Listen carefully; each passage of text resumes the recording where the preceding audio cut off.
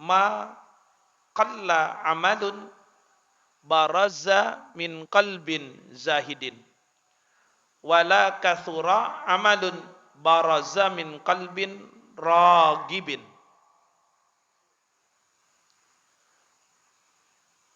Amal yang berasal dari hati yang zuhud tidak dianggap sedikit. Jadi kalau kita beramal dari amal yang zuhud, amal yang benar-benar karena Allah, karena merendah diri kepada Allah, maka amal itu akan berlimpah pahalanya.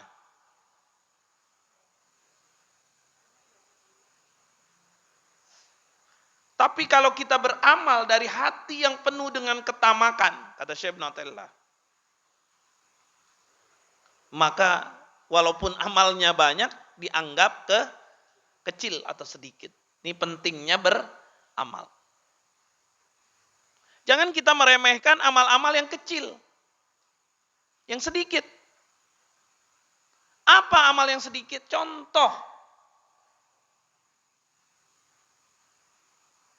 kita membaca Bismillahirrahmanirrahim. Memulai sesuatu, kita ucapin Bismillah. Contoh mau makan, mau minum, ucapin Bismillah. Jangan itu dinilai sedikit pahalanya. Itu banyak sekali. Kalau makanan yang masuk di dalam tubuh kita, nasinya tidak hanya satu suap, tapi bersuap-suap. Bukan disuap-suap.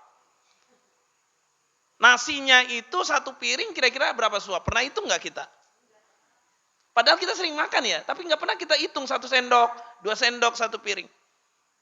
Itu kalau butirannya sampai 1.000, 1.000, apa 100 butir, berarti Bismillah yang sudah kita awal baca itu 100 butir nasi itu jadilah pahala di sisi Allah.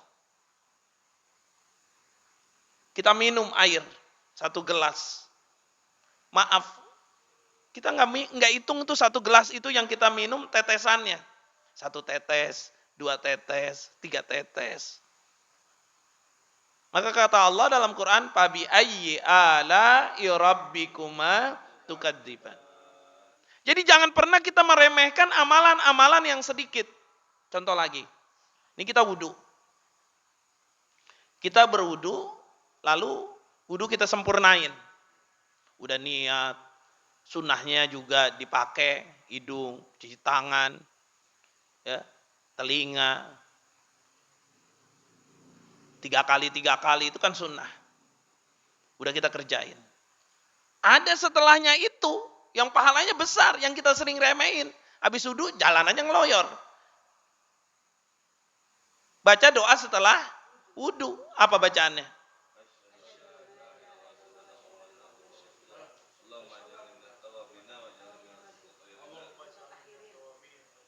Itu kata Nabi, siapa yang baca itu? 7 lapis bumi, 7 lapis langit dibuka oleh Allah. Mau pilih pintu yang mana? Kita sering nyuekin amalan kecil itu, padahal cuma baca syahadat doang. Asyhadu an la ilaha illallah. Cuman kecil tapi pahalanya besar banget. Ana habis wudu, baca Quran. Ya, baca Quran, mau hafal, mau dilihat, pahalanya sama. Mau kita baca, mau kita hafal, pahalanya sama. Baca alhamdulillahi rabbil alamin, ar-rahmanir rahim. Udah berapa huruf itu, Ali? Itu kita baca, itu per huruf pahalanya. Maka jangan pernah cuekin amalan-amalan yang kecil. Jangan pernah kita, itu amalan besar pahalanya. Ada orang tahajud 10 rakaat 5 kali salam. Hebat, saya sudah tahajud. Alhamdulillah. Itu namanya tamak. Sombong. Nilainya besar, tapi pahalanya kecil. Bahkan bisa 0. Coba kita semua sedekah. Setiap hari kita masukin ke celengan 2.000. Kita masukin celengan 2.000, 2.000, 2.000, 2.000. Sebulan udah berapa? Hah? 600.000? 60.000? 60.000? Berapa hari itu? 30. 60.000 kita. Daripada nggak pernah sedekah setiap bulan, ngarepin sedekah yang banyak, tapi nggak pernah sedekah. Itu aja yang 2.000, 2.000, 2.000, 2.000. Jangan kecilin yang 2.000. 5.000 kagak ada 2.000, kagak jadi 5.000 put. Jadi amalan-amalan yang kelihatannya kecil itu jangan dibikin enteng, pahalanya besar itu. Apalagi ibu-ibu, bapak sekalian, amalan yang sedikit, kecil, tapi pahalanya besar. Baca sholawat Nabi sekali, kita baca itu, dulu luar biasa pahalanya. Istighfar kita baca sekali itu luar biasa. Jalan ke majelis taklim, ke majelis zikir, itu pahalanya besar itu. Jadi jangan dianggap enteng. Kata Syekh Ibnu Athaillah Iskandari, ma qalla amalun baraza min qalbin zahidin.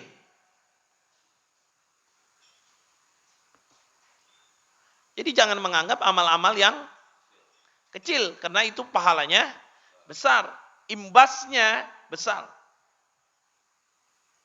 Wala kathura amalun barazza min qalbin ragibin.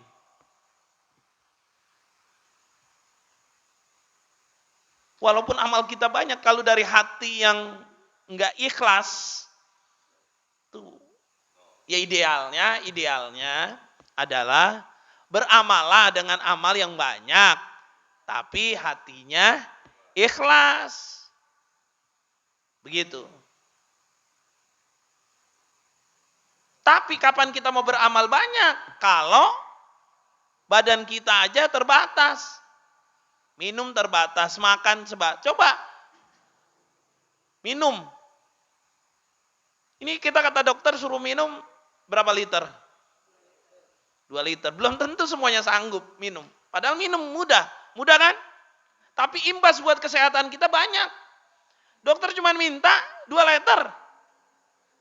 Jarang yang bisa loh. Yang minum 2 liter. Paling habis minum setengah gelas, udah. Kita ketemu siang setengah gelas, udah. Ntar sore, kalaupun itu haus, 1 gelas. Udah berapa itu? Ada 2 liter. Puput saya rasa belum pernah hitung dan dia nggak jarang minum.